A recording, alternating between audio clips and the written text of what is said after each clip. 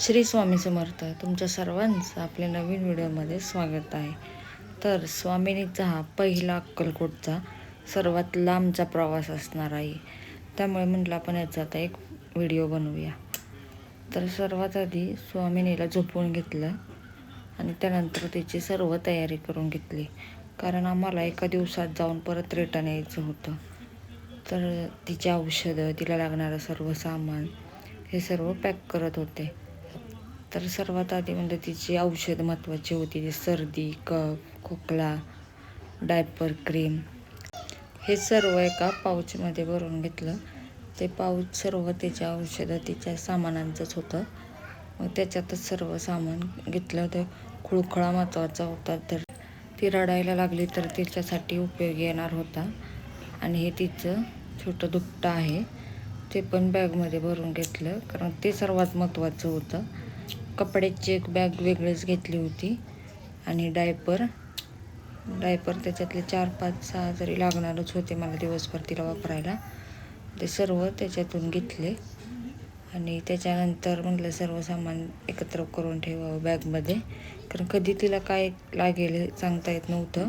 ही dry sheet आणि तो एक कागद ठेवला होता, जर समजा लागलाच तर, कारण की वीरला आम्ही एवढ्या लवकर एवढ्या लांब घेऊन कुठं गेलो नव्हतो. हिचा पहिल्यांदाच प्रवास होता एवढ्या लांब आणि आमच्यासाठी पण नवीन अनुभव होता हा. दिवसभरात ती कशी काय रिॲक्ट करेल हे आम्हालाही माहीत नव्हतं. पण तिने नाही जास्त त्रास दिला, उलट तिला मज्जा वाटत होती बाहेर फिरायला, गाडीतून बघायला. सर्व सामान नंतर मी एक एक करून बॅगमध्ये भरून घेतलं. तिचे एक्स्ट्रा कपडे घेतलेच होते मी, 2-3 जोडे एक्स्ट्रा कपडे घेतले होते. घरून तिला साध्याच कपड्यावर नेलं होतं, तर तिथं जायच्या अगोदर म्हटलं चेंज करता येतील. ही तिची छोटी वेगळी बॅग घेतलेली, 2-3 बॅग घेतल्या होत्या मी सोबत. जे लागणार होतं सामान ते ह्या बॅगमध्ये भरणार होतं, वरती लागणार होतं ते, आणि जे एक्स्ट्रा होतं ते मोठ्या बॅगमध्ये घेतलं होतं. त्याच्यासाठी लागणारं एक्स्ट्रा रुमाल, वाईप्स हे पण सर्व मोठ्या बॅगमध्ये भरलं होतं. रुमाल वेगळ्या बॅगमध्ये, वाईप्स वेगळ्या बॅगमध्ये. हे सर्व मी रात्रीच पॅक करून ठेवलं होतं, कारण सकाळी खूप घाई होईल आणि सकाळी आम्हाला लवकर निघायचं होतं आणि जाऊन संध्याकाळी रिटर्न पण यायचं होतं. मग सर्व सामान पॅक करून ठेवलं आणि दुसऱ्या दिवशी सकाळी डायरेक्ट व्हिडिओ बनवायला सुरुवात केलेली. तसं सर्वात आधी देवपूजा करून घेतली आवरून. स्वामींचं दर्शन घेऊन निघालो आम्ही घरून. स्वामींची मूर्ती एक आहे आमच्याकडे आणि हा स्वामींचा एक मोठा फोटो आहे.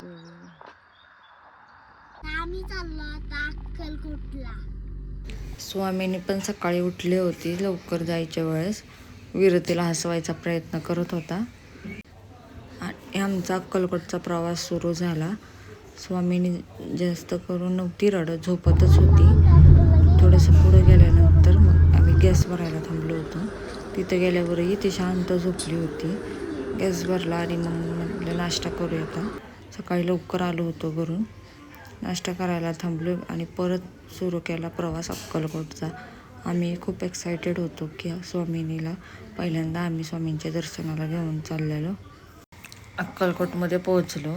जाता जाता फुलं घेतली, हार घेतला, नारळ घेतला स्वामींसाठी. स्वामिनी जास्तपर्यंत शांत होती, गर्दी भरपूर होती त्याच्यामुळं ती थोडीशी रडत होती. आत गेलो आणि आम्हाला आरती भेटली. आत्तापर्यंत आम्ही बऱ्याच वेळा अक्कलकोटला गेलो असेल, 10 ते 11 वेळा गेलो असेल, पण आम्हाला आरती कधीच भेटली नव्हती. पण यावेळेस आरती भेटली. दर्शन घेतलं आणि आम्हाला तिथलं स्वामींची फुले, स्वामींचा अंगारा आणि प्रसाद दिला त्या महाराजांनी. त्याच्यामुळं आमचं दर्शन खूप छान झालं. दर्शन घेतलं, बाहेर आलो, थोड्या वेळ थांबलो, पण स्वामींनी रडायला लागल्यामुळे आम्ही लगेच तिथून आलो. पण आमचं खूप छान दर्शन झालं. आम्हाला स्वामींचा अंगारा मिळाला, यातच आम्ही खूप खुश होतो. प्रवास झाला स्वामिनीचा थोडा, पण दर्शन झालं हे आम्ही खुश होतो. त्यानंतर ती खूपच रडायला लागली. आम्ही 1-2 फोटो काढत होतो, पण ती काही शांत होत नव्हती. लगेच तिथून आम्ही बाहेर आलो आणि स्वामींचे खूप खूप आभार मानले. तर असेच नवनवीन व्हिडिओ पाहण्यासाठी आपल्या चॅनलला सबस्क्राईब करायला विसरू नका. श्री स्वामी समर्थ. जय जय स्वामी समर्थ.